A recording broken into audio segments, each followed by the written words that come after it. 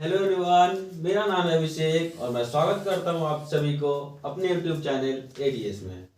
हम लोग आज क्लास 10 साइंस का इलेक्ट्रिसिटी का वीडियो नंबर 3 आज हम लोग कर रहे हैं। मतलब कि आज हम लोग का तीसरा टॉपिक है और इससे पहले की वीडियो में हम लोग फर्स्ट वीडियो में इलेक्ट्रिक चार्ज को देख चुके हैं। ठीक है, जैसे मैंने फर्स्ट वीडियो में बात किया था कि ये जो टॉपिक्स हैं, ये जो टॉपिक्स क्या है, बेसिक टॉपिक्स है।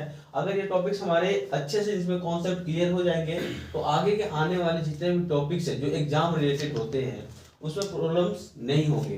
तो फर्स्ट वीडियो में हम लोग इलेक्ट्रिक चार्जेस को समझे थे, इसमें टाइप्स, उसके प्रॉपर्टीज, उसके नेचर सब कुछ देखे थे। सेकंड वीडियो लेक्चर में हम लोग देखे थे इलेक्ट्रिक पोटेंशियल को समझे थे और पोटेंशियल डिफरेंस को समझे थे। इसके सारे कॉन्सेप्ट को क्लियर किया था, न्यूमेरिकल्स भी सॉल्व किए थे। आज का जो हमारा वीडियो होगा वो मेनली क्या होगा, इलेक्ट्रिक करंट पे होगा। ठीक है, इलेक्ट्रिक करंट के बारे में आज हम समझेंगे। इससे रिलेटेड जितने भी कॉन्सेप्ट होंगे उसको आज हम लोग इस वीडियो में कंप्लीट करने के प्रयास करेंगे। तो वीडियो को लास्ट तक देखिए, चैनल से बने रहिए। अगर आप नए हैं तो चैनल को सब्सक्राइब कर लीजिए और पिछले और भी वीडियोज हैं जो आपको यहाँ पर आई बटन में दिख रही होगी या फिर आप जाकर डिस्क्रिप्शन में चैनल के प्लेलिस्ट में जाकर चेक कर सकते हैं और देख सकते हैं, अपने कॉन्सेप्ट को क्लियर कर सकते हैं। तो आइए हम लोग स्टार्ट करते हैं इलेक्ट्रिक करंट को। इलेक्ट्रिक करंट को समझने के लिए जैसे उसका जो कॉन्सेप्ट है, जो बेसिक मेन कहाँ से इलेक्ट्रिक करंट का जो नाम है वो आया, आखिर वहां से क्यों आया, क्या हुआ, इसके बारे में हम लोग देखेंगे। देखिए, इलेक्ट्रिक करंट को समझने से पहले आपको एक बात समझनी होगी। इलेक्ट्रिक करंट, अगर आप इस वीडियो को देख रहे हैं इसका मतलब क्या है कि आपको चार्ज से रिलेटेड, पोटेंशियल से रिलेटेड कोई भी समस्या नहीं है। उससे रिलेटेड जितने भी टॉपिक्स हैं, जितने भी कॉन्सेप्ट आपके क्लियर हैं, तभी आप इस वीडियो को कंटिन्यू कीजिए तो ज्यादा समझ में आएगा। ठीक है, तो देखिए, अगर मान लीजिए कोई एक पॉइंट है, ठीक है, ए पॉइंट है, ठीक है, और एक पॉइंट है बी, ठीक है, तो ए का जो पोटेंशियल है, जो ए का पोटेंशियल है, ऐसा हम लोग लेकर चलते हैं कि कितना है, 20 वोल्ट है, ऐसा हम लोग मान लिए, एज्यूम किए। और जो बी का पोटेंशियल है वो कितना है, हम लोग लेके चलते हैं 100 वोल्ट। क्लियर, एज्यूम कर लिए।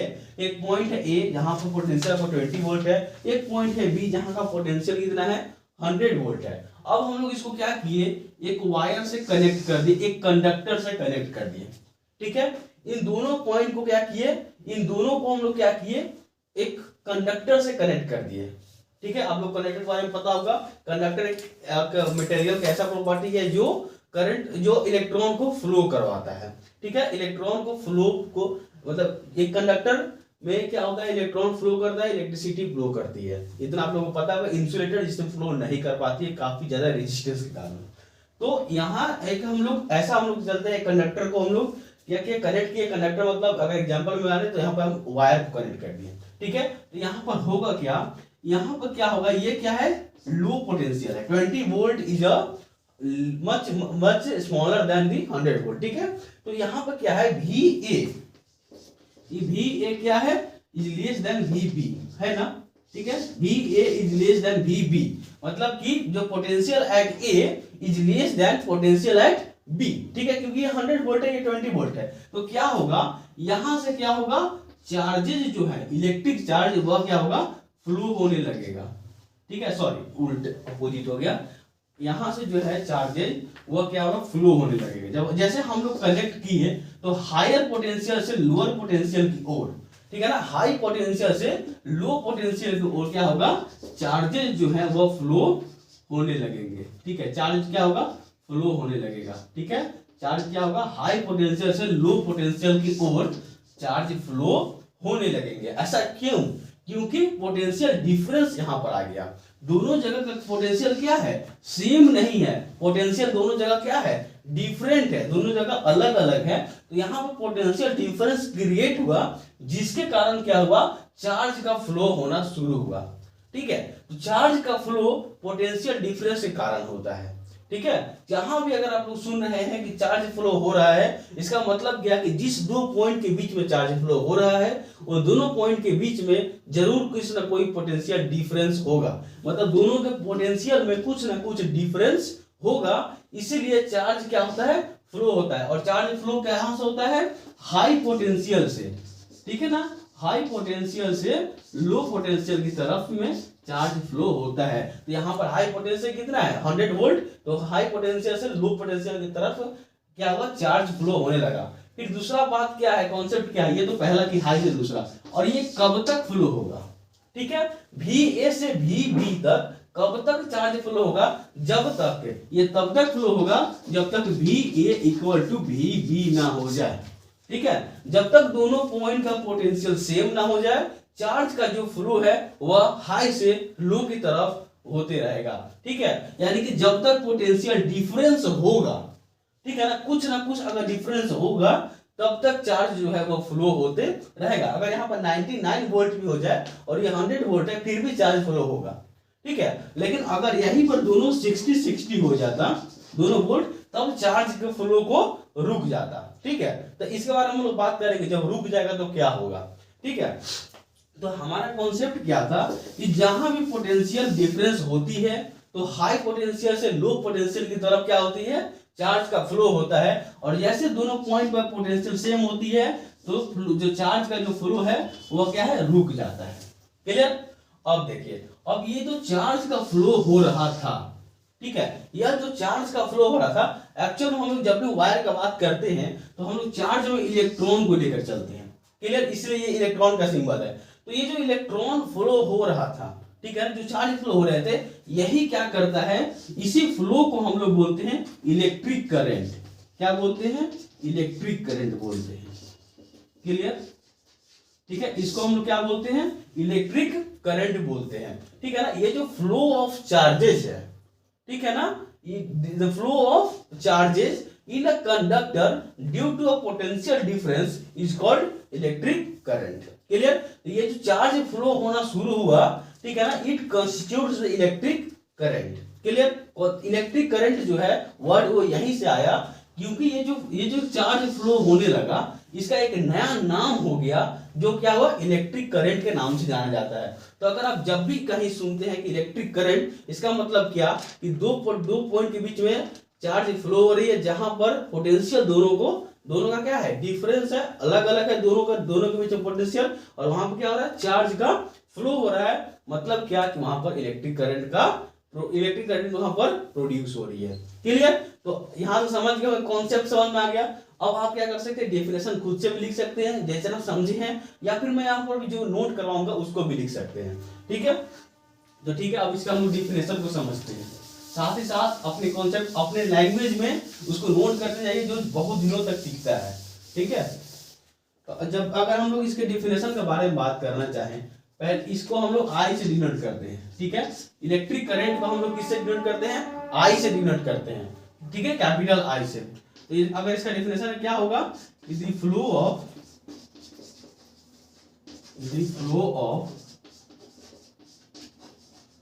Electric charges in a conductor, ठीक है ना, in a conductor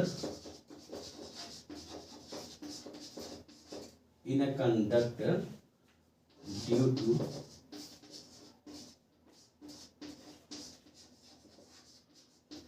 potential difference,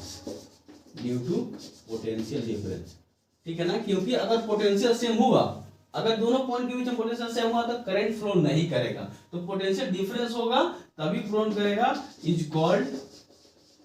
called electric current, ठीक है। इसको हम लोग इलेक्ट्रिक करंट के नाम से जानते हैं, जिसको कैपिटल आई से डिनोट करते हैं, ठीक है। यही डेफिनेशन है, the flow of electric charges, electron, mainly हम इलेक्ट्रॉन के बारे में बात करें, in conductor due to potential difference is called electric current. Clear, यहां से हम लोग क्या हुआ, डेफिनेशन जो है वह क्लियर होता है, ठीक है। अगर हम लोग इसका एसआई यूनिट के बारे में बात करें, ठीक है, इसका एसआई यूनिट के बारे में बात करें, एसआई यूनिट ऑफ करंट, ठीक है ना, इलेक्ट्रिक करंट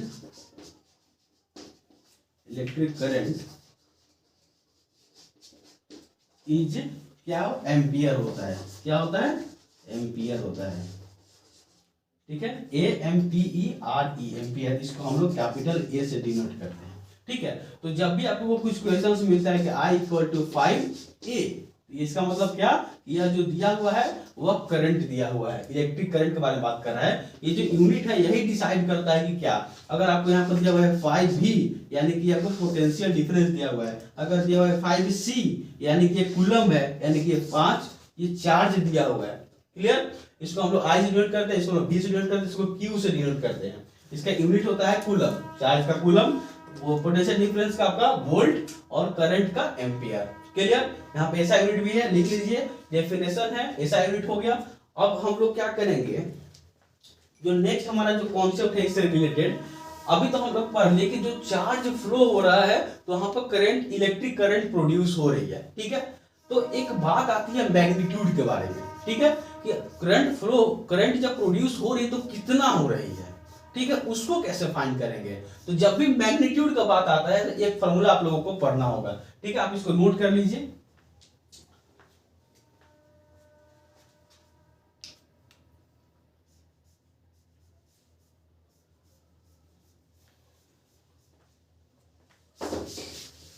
ठीक है, अब आप लोग इसके मैग्नीट्यूड के बारे में बात कर रहे हैं। ठीक है, इलेक्ट्रिक करंट के मैग्नीट्यूड के बारे में बात करने जा रहे हैं।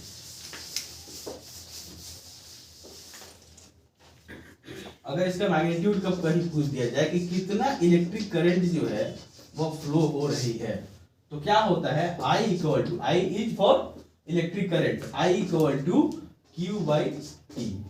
ठीक है, I equal to Q by T. अब जिनको पता है कि Q क्या है, अच्छी बात है, T क्या है, अच्छी बात है, because I have already discussed about this Q। ठीक है ना, Q के बारे में हम लोग बात कर चुके हैं, Q के बारे में फर्स्ट वीडियो है। ठीक है, अगर आपको कॉन्सेप्ट नहीं पता है, चार्ज से रिलेटेड प्रॉब्लम्स है, तो आप जाके क्लियर कर लीजिए। यहाँ पर I का मतलब क्या है, इलेक्ट्रिक करंट। ठीक है, I का मतलब क्या है, इलेक्ट्रिक करंट। Q का मतलब क्या है, इलेक्ट्रिक चार्जेज। ठीक है ना, या फिर क्वांटिटी ऑफ चार्जेस भी लिख सकते हैं। ठीक है, quantity of charges flow, quantity of charges flow, जितना चार्जेज आपको वहां से फ्लो हो रही है। ठीक है, अगर वो पता है। और टी क्या है, टी क्या है, टाइम है। टी क्या है, कितना देर तक फ्लो, और टाइम हमेशा सेकेंड में आप लोगों को यहाँ पर लेना है। ठीक है, टाइम हमेशा क्या लेना है, सेकेंड में लेना है, और चार्ज जो है हमेशा कूलम में लेना है, और ये जो है ये इलेक्ट्रिक करंट ये आपका क्या आएगा, ये आपका एम्पियर में आएगा। क्लियर, सबका ऐसा यूनिट पता है। तो Q क्या है, क्वांटिटी ऑफ चार्ज फ्लो। ठीक है ना, जो फ्लोज, जितना फ्लो हो रहा है, अभी मैं पोटेंशियल डिफरेंस दिखाया था, दोनों के बीच में इलेक्ट्रॉन फ्लो हो रही थी, तो कितना चार्ज वो जो है वो फ्लो हो रही है, और कितना देर तक फ्लो हुआ, अगर ये दोनों का मैग्नीट्यूड आपको क्वांटिटी पता है, तो आप लोग मैग्नीट्यूड ऑफ इलेक्ट्रिक करंट निकाल सकते हैं, फाइंड कर सकते हैं। क्लियर, देखिए जैसे मैं अगर आपको ये क्वेश्चंस कराना चाहूँ, इससे रिलेटेड हम लोग क्वेश्चंस लास्ट में डिस्कस करेंगे इस टॉपिक से रिलेटेड। अभी हम लोग एक कैलकुलेटिव यूनिट के बारे में बात करते हैं। ठीक है, जैसे कि इसका एम्पियर होता है। ठीक है, ये यूनिट के बारे में बात कर रहे हैं। ठीक है, यह क्या है, यूनिट के बारे में। ठीक है, अभी हम लोग ऐसा यूनिट तो पढ़ लिए कि हाँ इलेक्ट्रिक करंट का एम्पियर होता है, लेकिन कुछ और भी है जो एक्स्ट्रा बातें होती है, जैसे कूलम। Q का क्या होता है यूनिट, कूलम होता है Q का। T का यूनिट क्या होता है, सेकेंड होता है। ठीक है ना, S भी रहता है, या फिर SCC भी लिख सकते हैं। तो क्या होता है, एम्पियर को हम लोग कूलम पर सेकेंड भी बोलते हैं, या फिर कूलम S-1 भी बोलते हैं। ठीक है, एम्पियर को, यानी कि आपको QI जो है वह आप लोगों को ऐसे भी दिया जा सकता है, I जो है आप लोगों को ऐसे भी दिया जा सकता है, और I जो है आप लोगों को इस फॉर्म में भी क्वेश्चंस में मेंशन रह सकते हैं। ये तीनों का मतलब जो है वह सेम है, इन तीनों का मतलब जो है वह सेम है। ये एम्पियर आपको डायरेक्ट लिखा हुआ है, और यह जो दोनों लिखा हुआ है ये फॉर्मूला से कैलकुलेट करके यह कैलकुलेटिव यूनिट को लिखा गया है। तो ठीक है, coulomb per second, coulomb is second -1। Clear, तो ये चीज को ध्यान में रखना है, इससे घबराना नहीं है। अगर आपको डायरेक्ट कहीं एम्पियर में नहीं फॉर्म में दिया हुआ है, इसमें दिया हुआ है, उससे भी आपको समझ जाना है कि यह करंट दिया हुआ है, गिवन जो है वो करंट है। तो यहाँ से यूनिट का जो कॉन्सेप्ट है क्लियर कर लिए, फॉर्मूला आप लोग को समझ में आ गया, I equal to Q by T, और यहाँ से आप लोग Q का भी फॉर्मूला निकाल सकते हैं, I इंटू टी। ठीक है, यहाँ से एक और फॉर्मूला आ सकती है, इस T को इधर कर देना है मल्टीप्लाई, तो Q इक्वल टू IT। ठीक है, I is electric current and T is time. तो मोस्टली क्वेश्चन में क्या होता है ना, इलेक्ट्रिक करंट दे देता है कि मुझे इतना करंट मिला, कुछ चार्जेस फ्लो हुआ और मुझे इतना करंट मिला और इतना देर तक चार्ज फ्लो हुआ, तो बताइए कितना चार्ज फ्लो हुआ। तो समय आपको पता है, टाइम पता है, उसको सेकंड है तो सेकंड में ठीक है, नहीं है तो उसको सेकंड में कन्वर्ट कीजिए, और ये एम्पियर है, एम्पियर में है तो ठीक है, नहीं तो उसको कन्वर्ट कीजिए और दोनों को मल्टीप्लाई करके आप amount of charges, magnitude of charges को निकाल सकते हैं। अगर चार्ज ही दे दिया है और टाइम दे दिया है, अब बस फिर से आपको इलेक्ट्रिक करंट पूछ रहा है तो आप लोग इस फॉर्मूला से निकाल सकते हैं। यहां से क्या होता है, आपका एक जबरदस्त कॉन्सेप्ट क्लियर होते हैं। ठीक है, नेक्स्ट मैं छोटी सा बात करूंगा और वह क्या होगा, डायरेक्शन के बारे में। ठीक है, डायरेक्शन के बारे में कि करंट फ्लो कर रहा है, उसका मैग्नीट्यूड तो पता चल गया कि हाँ चलो इतना मैग्नीट्यूड होता है, जितना करंट फ्लो करेगा तो पता चल गया, लेकिन करंट फ्लो कर रहा है तो किस डायरेक्शन में करेगा, उसका डायरेक्शन का कुछ तो कुछ लिमिटेशन होगा।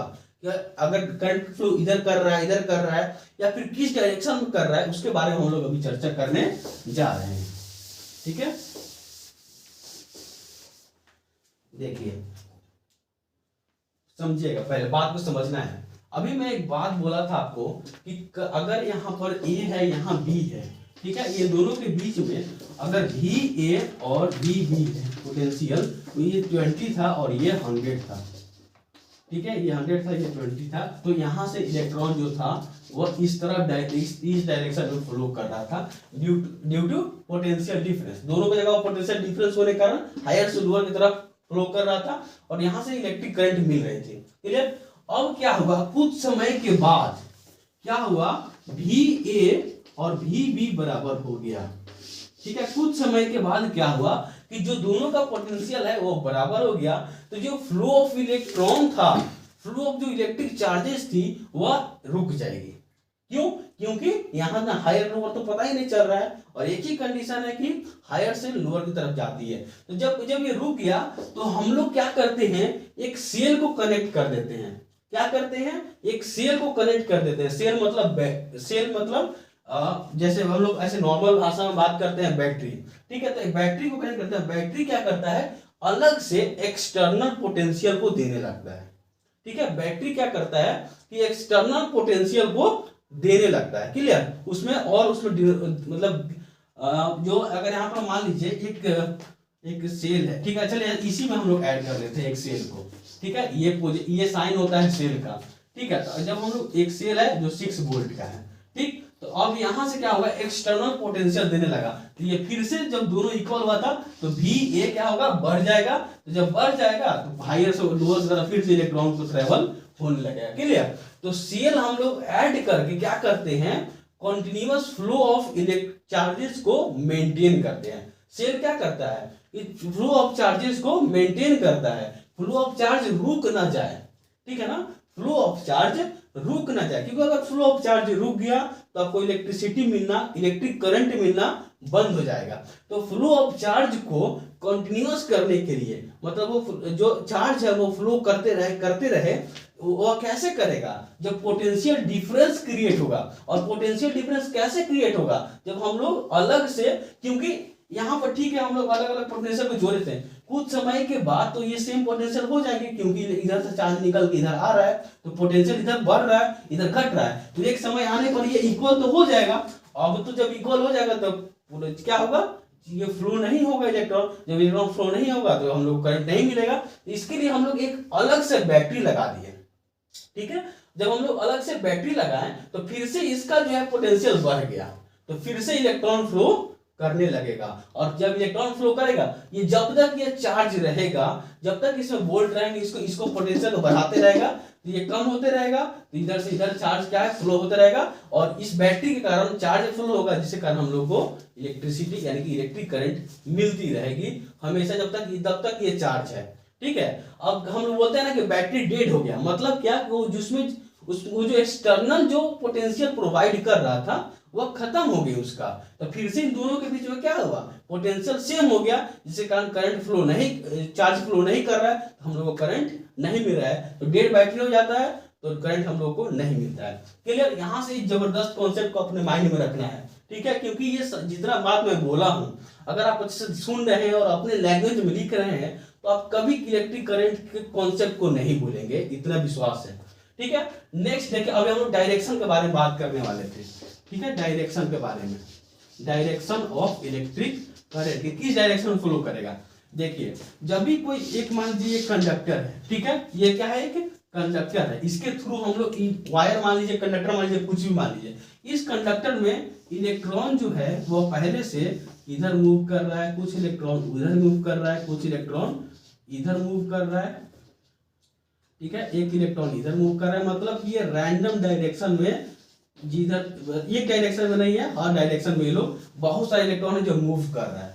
ठीक है, लेकिन जब इसको बैटरी से कनेक्ट, ये भी बैटरी से कनेक्टेड नहीं है, बस नॉर्मल एक रखा हुआ है, ऐसे रखा हुआ है एक कंडक्टर, इसका इलेक्ट्रॉन हर डायरेक्शन में मूव करने के लिए फ्लेक्सिबल है। लेकिन जैसे फिर इसको बैटरी से कनेक्ट आप करेंगे, ठीक है, इसको अगर आप बैटरी से कनेक्ट कर दिए तो यही जो इलेक्ट्रॉन है, जैसे अभी दूसरा यहाँ पर समझिए, इसको हम लोग कनेक्ट कर दिए बैटरी से। ठीक है, इसी को हम लोग यहाँ पर बैटरी से कनेक्ट कर दिए। अब क्या होगा कि जितना भी इलेक्ट्रॉन होगा, या जितना भी इलेक्ट्रॉन होगा, वो सब का सब जो डायरेक्शन है सेम हो जाएगा, एक डायरेक्शन में फ्लो करने लगेगा। ठीक है, और ये किधर से फ्लो करता है, निगेटिव से पॉजिटिव की ओर।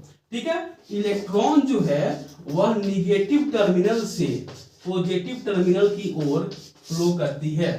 और डायरेक्शन ऑफ जो करंट होता है, डायरेक्शन ऑफ करंट, यहाँ पे एक मैं पॉइंट देकर लिख देता हूं, नोट लिख कर लीजिए, डायरेक्शन ऑफ करंट, करंट मतलब इलेक्ट्रिक करंट के बारे में बात कर रहे हैं। Direction of current is opposite to the flow of charges, to the flow of electron, to the flow of electron.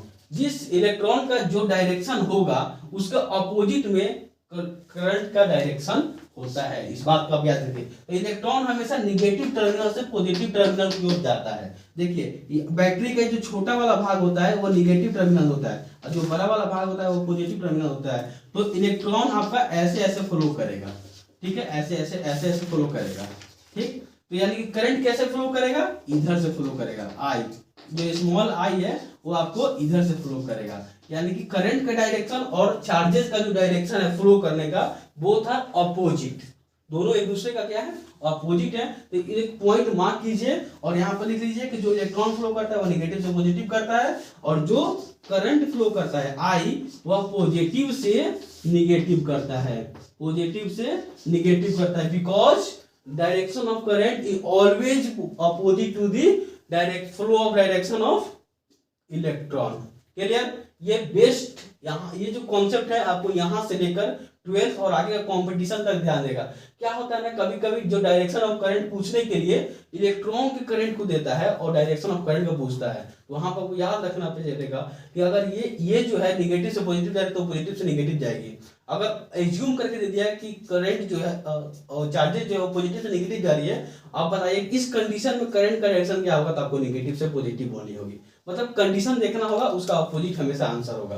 Clear, यह होता है, ये यहाँ से हम लोग डायरेक्शन का कॉन्सेप्ट को क्लियर कर लिए। ठीक है, खत्म कर लिए। एक और छोटी सी बात कि जो अब हम लोग क्या किए, उस मैग्नीट्यूड को भी पता कर लिए, कितना मैग्नीट्यूड फ्लो होगा। ठीक है, डायरेक्शन को भी पता कर लिए, कितना किधर डायरेक्शन होगा। अब जो है उस मैग्नीट्यूड को मेजर कैसे करेंगे। ठीक है, जो हम लोगों को इलेक्ट्रिक करंट मिल रहा है तो कितना कितना एम्पियर मिल रहा है, it is measured, electric current is measured. ठीक है ना, electric current is measured by ammeter. ठीक है, किससे, अमीटर से। एक डिवाइस होता है, एक इंस्ट्रूमेंट होता है, अमीटर नाम का एक इंस्ट्रूमेंट होता है। ठीक है, अमीटर नाम का एक इंस्ट्रूमेंट होता है, और इससे क्या होता है आप लोगों का, हम लोग जो करंट, कितना करंट किसी भी सर्किट में, ठीक है ना, कितना करंट फ्लो हो रहा है उसको हम लोग अमीटर नाम के एक इंस्ट्रूमेंट से मेजर कर लेते हैं। ठीक है, मैग्नीट्यूड पता कर लेते हैं। ठीक है, अगर वोल्ट मीटर, अगर वोल्ट, ये पोटेंशियल डिफरेंस किससे मेजर होता है, ये मैं पिछला वीडियो में छूट गया था। ठीक है, पोटेंशियल डिफरेंस किससे मेजर होता है? पोटेंशियल डिफरेंस को मेजर करने के लिए वोल्ट मीटर का यूज करते हैं।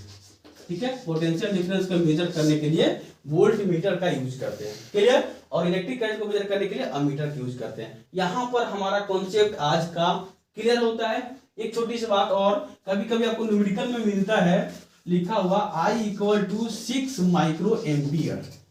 ठीक है, ये इसको हम माइक्रो बोलते हैं। इसका एक्चुअल मतलब क्या होता है? मैं अभी बोला था कि I = क्या होता है? Q/T होता है। ठीक है, I = क्या होता है? Q/T। तो मैं क्या बोला था कि यह हमेशा कूलम में होना चाहिए, यह हमेशा सेकेंड में होना चाहिए, और यह हमेशा एम्पियर में होना चाहिए। लेकिन यहाँ पे एम्पियर में नहीं है, माइक्रो एम्पियर में है। तो इसको कन्वर्ट करने के लिए हम लोग करते हैं 6 × 10⁻⁻6 एम्पियर। ठीक है, माइक्रो एम्पियर को एम्पियर में कन्वर्ट के लिए 10⁻⁻6 से मल्टीप्लाई करना पड़ता है। ठीक है, अगर दिया हुआ है I = 6 मिली एम्पियर, ठीक है, स्मॉल m और कैपिटल A, मिली एम्पियर इसको बोलते हैं। तो इसको एम्पियर में कन्वर्ट करने के लिए 10⁻³ से मल्टीप्लाई करते हैं। इस लॉजिक को भी आपको लिखना है, क्योंकि ये न्यूमेरिकल में बहुत ही इंपॉर्टेंट है। ठीक है, क्योंकि हम लोग हमेशा ऐसा यूनिट में चेंज करके न्यूमेरिकल को सॉल्व करते हैं। स्टैंडर्ड यूनिट में चेंज करना पड़ता है, और standard unit of electric current is ampere. तो अगर मिली एम्पियर में दिया हुआ है, अगर माइक्रो एम्पियर में दिया हुआ है, तो उसको पहले एम्पियर में कन्वर्ट करना होगा। ठीक है, ये बात आप लोगों को समझ में आ गया। ठीक है, एक और छोटी सी बात, अगर मान लीजिए एक फॉर्मूला है I = Q/T, जो हम लोग मैग्नीट्यूड के बारे में बात कर रहे हैं, तो एक क्वेश्चन आता है डिफाइन एम्पियर। क्या आता है क्वेश्चन? एक डिफाइन एम्पियर, या फिर व्हाट इज 1 एम्पियर, या फिर what is the unit of current. देखिए, इन सब का आंसर जो है एक ही है। ठीक है, मैं अभी क्या बोला था? Question define ampere. ये क्वेश्चन आपको पूछे गए हैं बोर्ड में। ठीक है, define ampere, what is 1 ampere. ठीक है, या फिर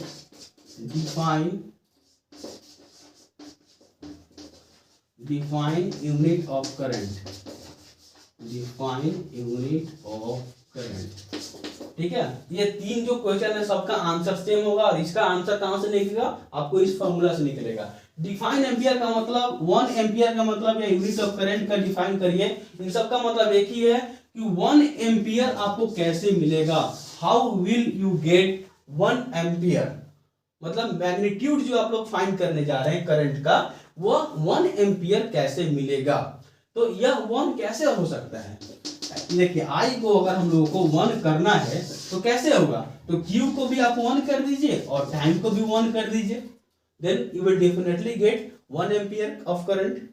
हो सकता है ना? अगर आप Q को भी 1 और T को भी 1 कर दीजिए तो आपको करंट 1 मिल जाएगा। ठीक है, तो कैसे मिले, इसको कैसे लिखेंगे, इसको कैसे डिफाइन करेंगे? ठीक है, तो क्या होगा कि 1 ampere of current is defined as the 1 coulomb of charge flow in 1 second of time in a conductor. ठीक है, आप ऐसे लिख सकते हैं, या फिर ऐसे भी लिख सकते हैं, when 1 coulomb of charge flows in 1 second of time in a conductor is called, then the magnitude of electric current is 1 ampere। ठीक है, इस सब का मतलब बस एक ही है कि आपको 1 एम्पियर कैसे मिलेगा। तो इसको आप अपने लैंग्वेज में लिख लेना है। तो when 1 coulomb of electric charge flow in a conductor in 1 second, then the magnitude of current that we obtain is called 1 ampere, या फिर is 1 ampere। तो यहां से आपका क्या हुआ, सारे कॉन्सेप्ट को हम लोग बात कर चुके हैं। ठीक है, इलेक्ट्रिक करंट से रिलेटेड जितने भी था क्वेश्चंस, अच्छा क्वेश्चंस किस तरह से होंगे इसके बारे में भी हम लोग बात कर ही लिए हैं। ठीक है, एक छोटा सा देख लीजिए। मान लीजिए क्वेश्चंस हैं जहां पर आपको बोल रहा है कि इलेक्ट्रिक बल्ब है, उसमें कितना चार्ज फ्लो होगा अगर वह करंट जो है वो 0.6 मिली एम्पियर उसमें है। अगर उसमें करंट 0.6 मिली एम्पियर है और टाइम है 20 मिनट तक कुछ चार्जेस को फ्लो किया गया और करंट मिला 0.6 मिली एम्पियर, तो बताइए कितना हम लोग चार्ज को फ्लो किए थे। What amount of charge will flowed in 20 minute to get 0.6 ampere current. ठीक है ना, मिली एम्पियर करंट। इसको कैसे करेंगे? तो आपको फॉर्मूला पता है, I = Q/T। ठीक है, तो आपको Q निकालना है तो इसको इधर करके मल्टीप्लाई कर दीजिए, यानी कि Q इक्वल टू IT। अब I आपको पता है, लेकिन पता नहीं है, यहाँ मिली एम्पियर में बात हो रहा है, आपको पहले इसको एम्पियर में चेंज करना होगा, यानी कि 0.6 को आपको 10 टू द पावर -3 से मल्टीप्लाई करना होगा, यानी कि आपको I कितना हो जाएगा 0.6 इंटू 10 टू द पावर -3, और टाइम कितना है 20 मिनट, तो आपको इसको पहले सेकंड में चेंज करना होगा, यानी कि 20 इंटू 60, 1 मिनट में 60 सेकंड, 20 मिनट में 20 इंटू 60, इसको सॉल्व कर लीजिए 20 इंटू 60। अब जो भी आपका आएगा वह एम्पियर में आंसर होगा या फिर कूलम पर सेकंड में आंसर होगा। क्लियर? तो यहां से आपको खत्म, इलेक्ट्रिक करंट को खत्म कर लिए। अब जो यहाँ ये सारे बेसिक जो टॉपिक था उसको खत्म कर लिए। अब जो हमारा जो आएगा वो सारे टॉपिक्स एग्जाम ओरिएंटेड होंगे, और आपका पहला ही टॉपिक रहेगा ओम्स लॉ। ठीक है, पहला ही टॉपिक क्या होगा Ohm's law, that is much much important for the board exam, और ये हर साल पूछे गए हैं क्वेश्चन, आपके भी पूछे जाएंगे। नेक्स्ट टॉपिक नेक्स्ट वीडियो में उसी पर चर्चा करेंगे, उसी कॉन्सेप्ट को समझेंगे। तब तक पढ़ाई करते रहिए, चैनल को सब्सक्राइब कर दीजिए। Thank you so much.